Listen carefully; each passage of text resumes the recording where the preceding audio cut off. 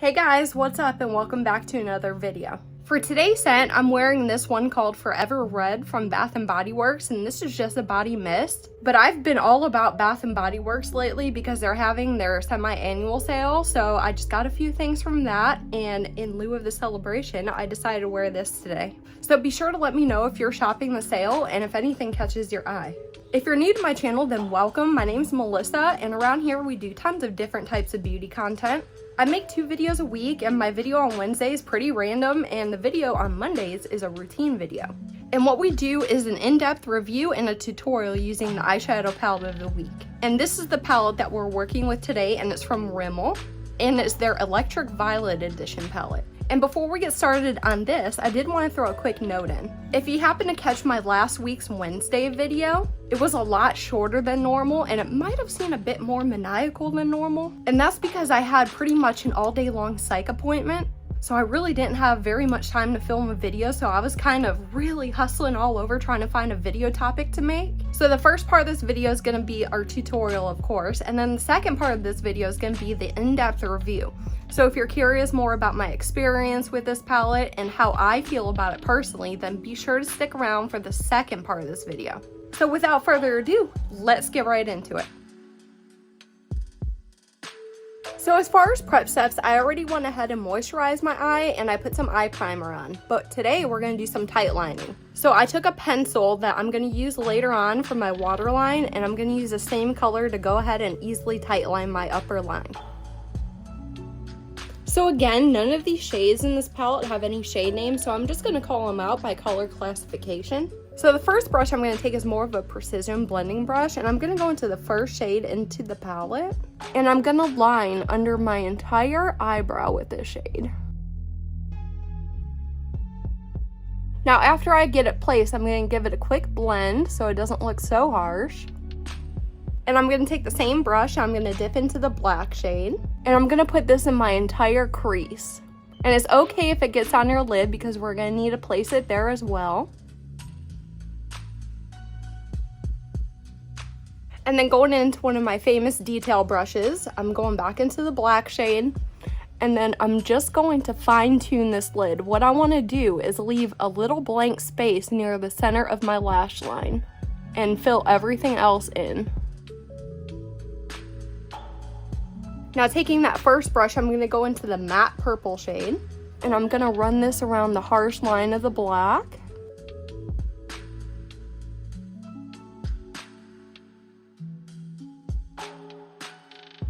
And then lastly, with that same brush, I'm going to take the matte pink, and I'm going to run this along the harsh line of the purple.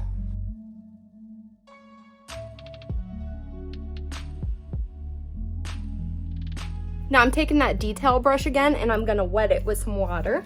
And I'm going to go into the bright blue shimmer, and I'm going to put this blue shimmer on that bare space. Now the shimmer really needs to be built up for any opacity, so just keep working at it.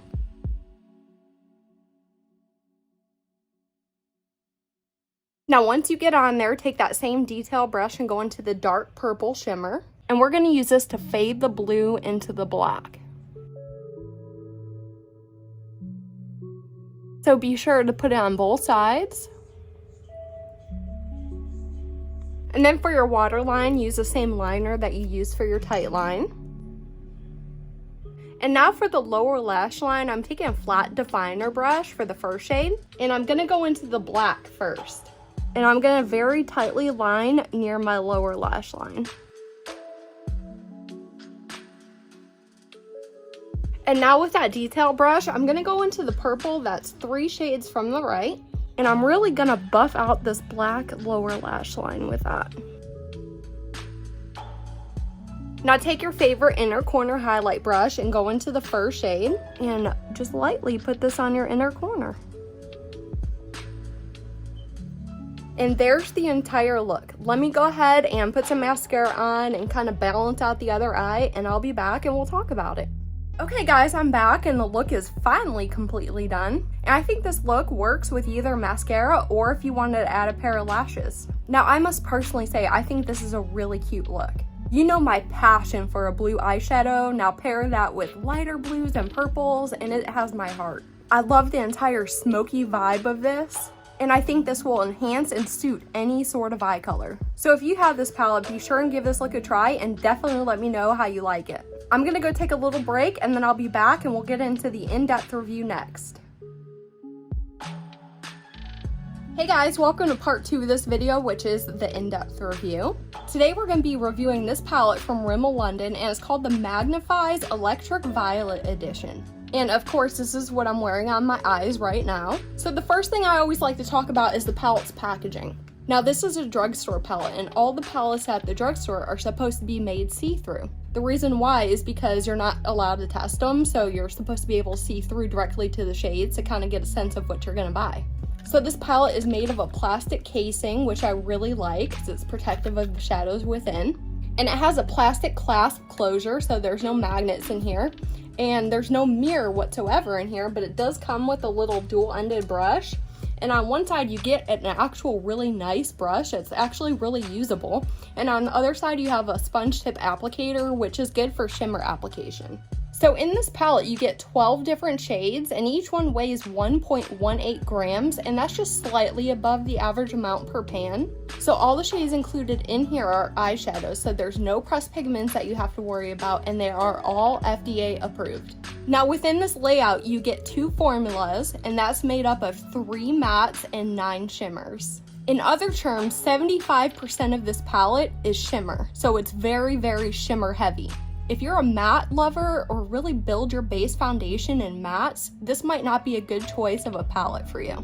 But if you're a person who really likes doing one shadow looks, this might be something to look into. Now let's talk a little bit about each of the formulas included. First, let's start with the mattes. In my opinion, the mattes just feel like a standard matte formula. There's nothing really significant to mention about them. While I was using them, I found that they did not layer really well over the top of each other.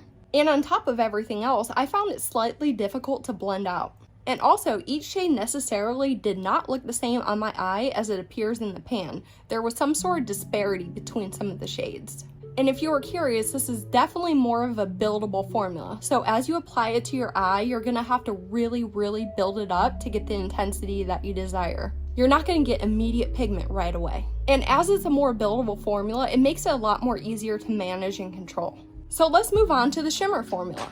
I found that the shimmers were very dry and really hard pressed into the pan. Some of the shimmers that you experienced in here will have a duochrome effect. They are by far not the best duochromes I've ever seen in my life, but you can see a shift in colors. There's also a mix of both sheer and pigmented bases amongst the shimmers. So dependent upon which shade you choose, the base pigment varies. And I also tried all application methods with the shimmers. I tried my finger, a dry brush, and a dampened brush. And out of all the ways to use it, it worked the absolute best with a dampened brush. So let's move right into our routine data check.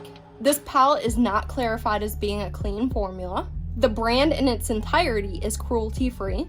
This is not a vegan formula. And this does have a 30-month expiration date located on the back of the palette itself.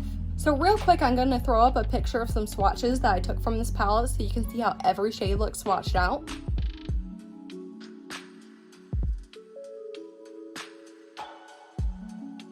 Alright, so let's move right into the cost evaluation. So for the base price of this palette, I took the pricing from Walmart, but dependent upon which retailer you go to, the pricing is all different. So at Walmart, you can buy this palette right now for $5.39. Breaking that down a little bit comes to 45 cents per shade, and breaking that down a bit further it comes to 38 cents per gram. So comparing this palette to similar products offered on the market, the price per shade is beyond excellent. And additionally, this palette has an exceptional cost per gram compared to other palettes that I've previously reviewed. Okay, so now we're going to move into the most opinionated part of this video, which is my recommendation. The first 4 points I always like to hit on is patching, creasing, staining, and blendability. As for patching, I didn't have any patchiness while working with any of these shades. As far as creasing goes, I wore my look for 4 hours and I didn't experience any creasing whatsoever. As for staining, I didn't experience any staining with any of the shades. And as far as blendability goes, it did take me some time to fully blend out my eye look. Now regarding kickback and fallout, the mattes had a severe level of kickback. The shimmers, since they're so hard pressed, I didn't really get so much kickback from them, but I did have quite a bit of fallout on my face. I really enjoy that there's a matte black in this palette because it really makes any palette truly universal. But as far as the integrity of this matte black, it is definitely not the best matte black that I've ever used in my life. It appears almost slightly gray tone, but it does really do a lot for depth. And as far as dud shades go, I thought this shade was particularly a dud shade. And this is supposed to be a pink to blue duochrome. And I was barely able to get any of the shade out to swatch on its own, and when I went to apply it, I couldn't even attempt to pick it up on my brush or my finger. So I've seen these palettes in the store quite a few times, and I've always been curious about them. And my final recommendation is, this is not my type of palette, but I'm betwixt on recommending it because maybe this is something that'll bring value to you. Perhaps you'll find a uniqueness in here that I have yet to discover. So I'm going to give you 3 points, and you must weigh the pros and cons and see if it'll bring value to you. My first reason is that this palette is 75% shimmers. I really like a matte heavy palette or a fairly balanced palette. A palette that only has 3 mattes in it isn't versatile enough for me. I'm not quite sure how many looks I can create with the range of shades included in here. My second reason is that since this palette is mostly made up of shimmers, the quality of them is subpar. I was very surprised to find them very dry and hard pressed in the pan. I expected a lot more out of the shimmer formula, and I was not able to get that. I just found it incredibly difficult to work with, and it's definitely not one of those palettes that works in your favor. And my third reason is definitely a pro, because I just want to say that I absolutely love this color story. I consider this a blue-violet cool color story, and I don't own another palette like this. I love these colors placed together, and just looking at this makes me very, very happy. So even though I'm not quite keen on the quality of this palette, I'm going to keep this around and really try to make it work because I really just love how these colors look together. So now that I've tried that Rimmel palette, I'm really curious about the other Rimmel palettes. I want to see if the quality is standard across the board or if this palette was an outlier. If you're hip to the Rimmel formula, be sure to let me know what you think, and if I should buy some more of these and try to figure it out, let me know down in the comments below. But other than that, that is all I have for today's video. So if you did like it, please give me a giant thumbs up. And if you didn't like it, just hit that thumbs down button. And until next time,